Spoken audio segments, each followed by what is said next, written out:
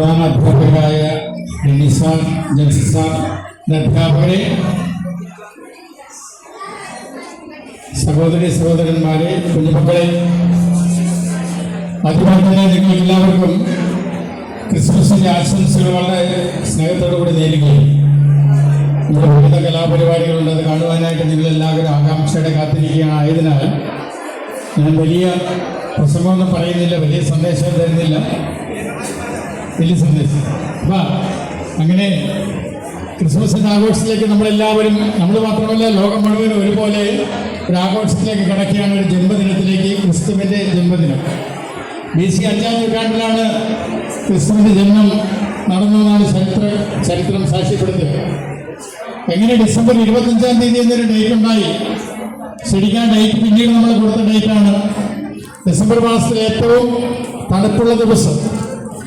തണുപ്പുള്ള ദിവസമാണ് യേശുവിൻ്റെ ജന്മം നടന്നത്. അത് ചരിത്രത്തിൽ ഗവേഷണം നടത്തി പിന്നീട് കണ്ടുപിടിച്ചിരിക്കുന്നത് ഡിസംബർ 20-നും 25-നുമുള്ളൊരു ദിവസമാണ്. ഡിസംബർ 25 റോമൻ സാമ്രാജ്യത്തിൻ്റെ അവരുടെ ഏറ്റവും പ്രഗത്ഭനായ അറിയപ്പെട്ടിരുന്ന സൂര്യദേവന്റെ തിരുനാൾ കൊണ്ടാടുന്ന ദിവസമാണ് ഡിസംബർ 25. ആ ഒരു ദിവസത്തിലേക്ക് ക്രിസ്തുവിൻ്റെ ജന്മദിനം നമ്മൾ ആ ഡേറ്റിലേക്ക് മാറ്റിക്കുറിക്കുകയായിരുന്നു.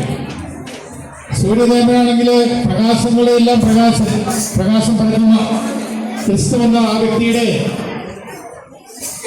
തിരുനാള് ഡിസംബർ 25 നമ്മൾ സുനിശ്ചിതം ആഘോഷിക്കുമ്പോൾ ഇതെല്ലാവർക്കും ഒരു സന്തോഷ ദിവസമാണ്.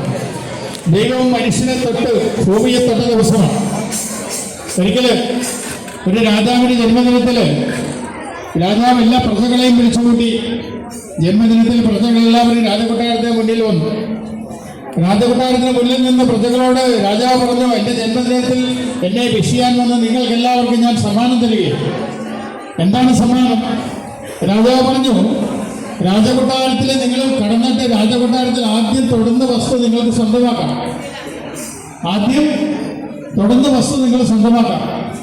അങ്ങനെ പറഞ്ഞപ്പോൾ എല്ലാവരും രാജകൊട്ടാരത്തിലേക്ക് ഇരച്ചു കയറി. ഒരുത്തം നോക്കിയപ്പോൾ ആനക്കപ്പൽ തീർത്തൊരു രൂപം ഉണ്ടായിരുന്നു. അവനെ എടുത്തുകൊണ്ട് ഓടി. വേറെ അടുത്തിന് അവിടെ നോക്കിയപ്പോൾ നല്ലൊരു പട്ട് സാരി ഇരിക്കുന്നതുണ്ട്, അതെടുത്തുകൊണ്ട് പോയി. അങ്ങനെ പലരും പല സാധനങ്ങൾ എടുത്തുകൊണ്ട് രാജകൊട്ടാരത്തിൻ്റെ പുറത്തേക്ക് പോയപ്പോൾ ഈ തിക്കിലും തിരക്കിലും ഒരുത്തരം അറിയാതെ രാജാവിനെ കയറി പിടിച്ചു. വീഴാൻ പോയപ്പോൾ രാജാവിനെ കയറി പിടിച്ചപ്പോൾ രാജാവിനെ പിടിച്ചോടുകൂടി രാജാവും രാജ്യവും രാജ്യത്തിൻ്റെ എല്ലാം അവൻ്റെ സ്വന്തമായിട്ട് മാറി. അങ്ങനെ ഏറ്റവും വലിയ സമ്മാനം കിട്ടിയവനായിട്ട് മാറി. സ്നേഹമുള്ളവരെ, ഈ ക്രിസ്മസ് എന്ന് വെച്ചാൽ നമ്മൾ ദൈവത്തെ തൊടുന്ന ദിവസമാണ്. ദൈവത്തെ തൊടുന്ന എങ്ങനെയാണ്? ദൈവത്തെ തൊടുന്ന പ്രാർത്ഥന വഴിയാണ്. അത് ഞാൻ വലിയൊരു കഥ പറയാൻ പോവുക, എല്ലാവരും ശ്രദ്ധയോടെ ഇരുന്നു. ദൈവത്തെ തൊടുന്നത് പ്രാർത്ഥന വഴിയാണ്. പ്രാർത്ഥിക്കുന്ന മക്കളൊന്ന് കൈപൊക്കിക്കേ. പ്രാർത്ഥിക്കുന്ന മക്കൾ, എല്ലാ ദിവസവും പ്രാർത്ഥിക്കുന്ന മക്കൾ കള്ളത്തരത്തെ കൈപൊക്കരുത്, കൈകാത്തിക്കോ. എല്ലാവരും തന്നെ കൈപൊക്കിയിട്ടുണ്ട്. മാതാപിതാക്കൾക്ക് വേണ്ടി, നിങ്ങളുടെ മാതാപിതാക്കൾക്ക് വേണ്ടി പ്രാർത്ഥിക്കുന്നവരെന്ന് കൈപൊക്കിക്കേ. അവിടെ കുറച്ച് പേര് പൊക്കാനുണ്ട്. ശരിക്കും പൊക്കിക്കോ, അവൻ്റെ സംശയമാണ്. എല്ലാ മക്കളും കൈകാത്തിക്കോ. നമ്മൾ എല്ലാ ദിവസവും നമുക്ക് വേണ്ടി പ്രാർത്ഥിക്കണം, മാതാപിതാക്കൾക്ക് വേണ്ടി പ്രാർത്ഥിക്കണം. അങ്ങനെയല്ല, അധ്യാപകർക്ക് വേണ്ടി പ്രാർത്ഥിക്കുന്നവർ കൈപൊക്കിക്കേ. അധ്യാപകർക്ക്, നിങ്ങൾ പഠിപ്പിക്കുന്ന അധ്യാപകർക്ക് വേണ്ടി. മക്കൾ കള്ളത്തിനും പറയില്ല, കുറച്ച് കൈയൊന്നും പൊങ്ങുന്നില്ല, പുറകിലുള്ളവർ പൊക്കണ്ട, അവരെല്ലാവരും പ്രാർത്ഥിക്കുന്നവരാണ്. അധ്യാപകർക്ക് കൈ കാണുന്നില്ല, ശരിക്കും പൊക്കിപ്പിടി. ഇങ്ങനെ കൊള്ളാമല്ലോ, കൈ താത്തിക്കും. അങ്ങനെ എല്ലാവരും പ്രാർത്ഥിക്കണം കേട്ടോ. നിങ്ങൾക്ക് പ്രാർത്ഥിച്ചും പഠിക്കാനിരിക്കുന്നവർ പെട്ടെന്ന് പഠിക്കും. പ്രാർത്ഥിക്കാതെ പഠിക്കാനിരിക്കുന്നവരും പഠിക്കും. പക്ഷെ ഒരു പ്രശ്നമുണ്ട്. പ്രാർത്ഥിച്ചും പഠിക്കാനിരിക്കുന്നവർ പഠിച്ച കാര്യം ഓർത്തിരിക്കും. പ്രാർത്ഥിക്കാതെ പഠിക്കാനിരിക്കുന്നവർ പഠിച്ച കാര്യം മറന്നു പോകും. എനിക്കാണ് സംഭവിച്ചത്. അതിൽ ഞാൻ ഇന്നും പ്രാർത്ഥിക്കാൻ തുടങ്ങി. അങ്ങനെ ഞാനിപ്പോൾ പണ്ട് പഠിച്ചത് ഓർക്കുന്നുണ്ട് കേട്ടോ. പണ്ട് പഠിച്ച കാര്യം ഓർക്കുന്നുണ്ട്. മാതാപിതാക്കൾക്ക് വേണ്ടി പ്രാർത്ഥിക്കണം. കൊച്ചുമക്കളുടെ പ്രാർത്ഥന ദൈവത്തിന് ഇഷ്ടമാണ്. കൊച്ചുമക്കൾ പ്രാർത്ഥിച്ചാൽ പെട്ടെന്ന് കേൾക്കും. കൊച്ചുമക്കളുടെ വിളിപ്പെട്ട് ദൈവം പെട്ടെന്ന് കേൾക്കും. അത് കാരണം മക്കളെല്ലാവരും അധ്യാപകർക്ക് വേണ്ടിയും സെന്റ് ജോസഫ് സ്കൂളിന് വേണ്ടി പ്രാർത്ഥിക്കണം. നിങ്ങൾ പഠിക്കുന്ന സ്കൂളല്ലേ? ഇനി ഒത്തിരി തലമുറ ഇത് പഠിച്ച് മുന്നിൽ ഒത്തിരി തലമുറ പഠിച്ചു പോയി. നിങ്ങൾ പഠിക്കും, നിങ്ങളുടെ പുറകെ ഒത്തിരി പേര് ഇങ്ങനെ വരുക. ഒത്തിരി പേര് പഠിച്ചു പോകേണ്ട സ്ഥാപനമാണ്. അപ്പോൾ ഈ സ്ഥാപനത്തിന് വേണ്ടി നമ്മൾ പ്രാർത്ഥിക്കണം. ചിലപ്പോൾ ഞാനൊരു കഥ പറയാൻ വേണ്ടി പോവുക. പ്രധാനപ്പെട്ട കഥ എല്ലാവരും കേട്ടിരുന്നതാണ്. അവസാനം ചോദ്യം ചോദിച്ചിട്ട് ഉത്തരം പറയുന്നവർക്ക് വലിയ സമ്മാനമുണ്ട്. അപ്പോൾ ഒരിക്കല് ഒരു മകന് ഭയങ്കര സങ്കടമായി. ഞാൻ പ്രാർത്ഥിച്ചിട്ട് ദൈവം കേൾക്കുന്നില്ല, പ്രാർത്ഥിച്ചൊന്നും കിട്ടുന്നില്ല. അപ്പൊ സങ്കടമായി കഴിഞ്ഞപ്പോൾ ആ മകനോട് ഞാൻ ഒരു കഥ പറഞ്ഞു. ഒരു രാജാവിന് വലിയ സിംഹാസനം ഉണ്ടാക്കണമായിരുന്നു. രാജാവ് ഇരിക്കാൻ വേണ്ടി വലിയ സിംഹാസനം. അപ്പൊ രാജാവ് പണിക്കാരെ വിളിച്ചു പറഞ്ഞു, ഒരു സിംഹാസനം ഉണ്ടാക്കണം, വനത്തിൽ പോയിട്ട് തടി വെട്ടിക്കൊണ്ടുവരാം. ഇവര് വനത്തിൽ ചെന്നപ്പോ രണ്ട് വലിയ മരം ഇങ്ങനെ നിൽക്കുക. രണ്ട് വലിയ മരം. ഈ രണ്ട് മരത്തിന് ചോദിക്കുന്നത് അവർ പറഞ്ഞു, നമുക്ക് ഈ രണ്ട് മരം കൊണ്ട് രാജാവിന്റെ സിംഹാസനം ഉണ്ടാക്കാം. അപ്പം മരത്തിന് ഭയങ്കര സന്തോഷമായി. ഞങ്ങൾ രാജാവിന്റെ സിംഹാസനമായി തീരാൻ പോകല്ലേ.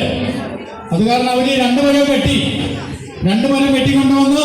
ഇനിയാണ് കഥയുടെ പ്രധാനപ്പെട്ട കാര്യം. രണ്ട് മരം വെട്ടിക്കൊണ്ടുവന്നു. ഒരു മരം കൊണ്ട് സിംഹാസനം, ഒരു മരം എടുത്തപ്പോൾ സിംഹാസനം ഉണ്ടാക്കാൻ പറ്റി. മറ്റേ മരം അത് വലിച്ചത് സൈഡിൽ ഇട്ടേച്ചു.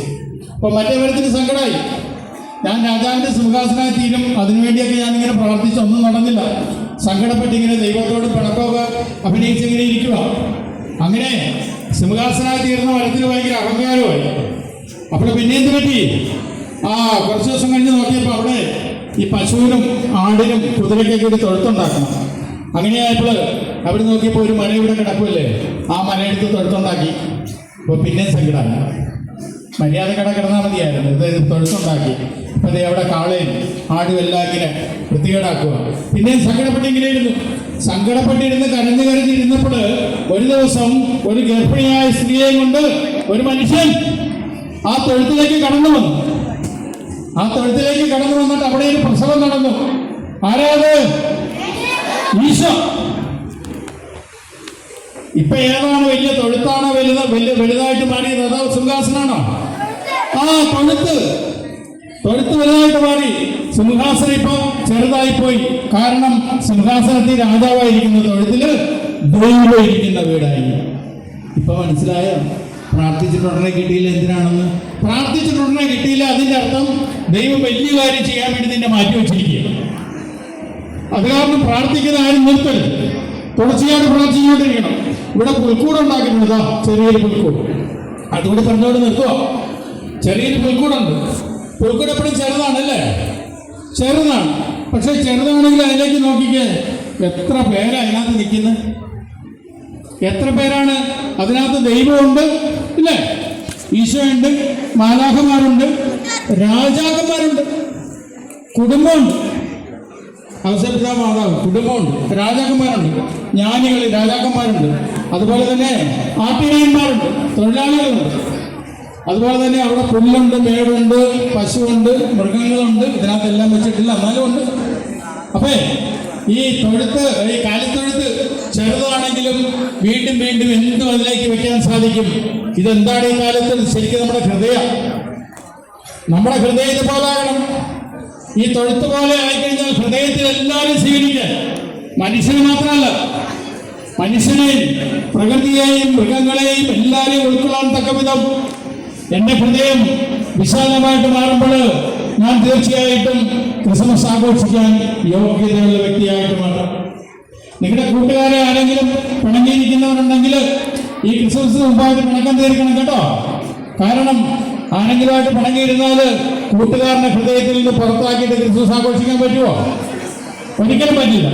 അത് കാരണം ക്രിസ്മസ് ആഘോഷിക്കുന്ന എല്ലാവരും പരസ്പരം പ്രാർത്ഥിക്കുവാനും പരസ്പരം സഹായിക്കുവാനും പരസ്പരം ക്ഷമിക്കുവാനും പരസ്പരം കരുതലോടെ കാണുവാനും പരസ്പരം മറ്റുള്ളവരെ ചേർത്ത് പിടിക്കുവാനും പരസ്പരം ഉപദേശിക്കുവാനും പരസ്പരം പഠിക്കാൻ സഹായിക്കുവാനും എല്ലാത്തിനുമായിട്ട് നിങ്ങൾ യോഗ്യരായിട്ട് മാറുമ്പോൾ നമ്മളെല്ലാവരും ഈ ക്രിസ്മസ് ആഘോഷിക്കാൻ യോഗ്യതയുള്ളവരായിട്ട് മാറും. അതിനുവേണ്ടി നമുക്ക് പ്രാർത്ഥിക്കാം. അതായിരിക്കട്ടെ നമ്മുടെ ലക്ഷ്യം. അങ്ങനെ ഒരു നല്ലൊരു ക്രിസ്മസ് കാലം, ക്രിസ്മസ് മാത്രമല്ല, വരാൻ പോകുന്ന 2025 പുതിയ വർഷം നമ്മുടെയൊക്കെ ജീവിതത്തിൽ ഒരു നല്ല വർഷമായിട്ട് മാറാൻ, നമ്മുടെ ജീവിതത്തിൽ ഉയർച്ചയിലെത്തുന്ന പഠിച്ചുയരുന്ന വർഷമായിട്ട് മാറാൻ, ബുദ്ധിയിലും ജ്ഞാനത്തിലും വിവേകത്തിലും ഈശോ വളർന്നു വന്ന പോലെ ബുദ്ധിയിലും ജ്ഞാനത്തിലും വിവേകത്തിലും വളർന്നു വരിക മാത്രമല്ല, മാതാപിതാക്കൾക്ക് വിധേയപ്പെട്ട് ജീവിച്ചെന്നാ പറയുക. മാതാപിതാക്കൾക്ക് വിധേയപ്പെട്ട് മക്കൾ മാതാപിതാക്കൾ പറയുന്ന കേട്ട് ശാന്തനായിട്ട് നിശബ്ദരായിട്ട് ബുദ്ധിയും ജ്ഞാനത്തിലും വിവേകത്തിലും വളർന്നു വന്നാൽ സ്നേഹം പോലെ നമ്മുടെ ജീവിതത്തിൽ ഒത്തിരി വിജയം ഉണ്ടാകും. അതിനുവേണ്ടി നമുക്ക് പ്രത്യേകം പ്രാർത്ഥിക്കാം. നിങ്ങൾക്ക് എല്ലാവർക്കും ഒരിക്കൽ കൂടി ക്രിസ്മസിന്റെ ആശംസകൾ നേരുകയാണ്. ദൈവം അനുഗ്രഹിക്കട്ടെ.